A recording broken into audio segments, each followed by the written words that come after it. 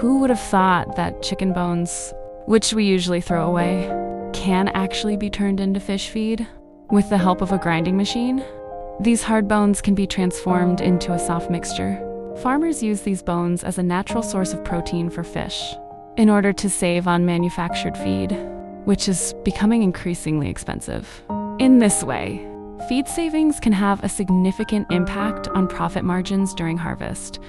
If farmers rely only on factory feed and use it carelessly, they risk losses or even complete crop failure.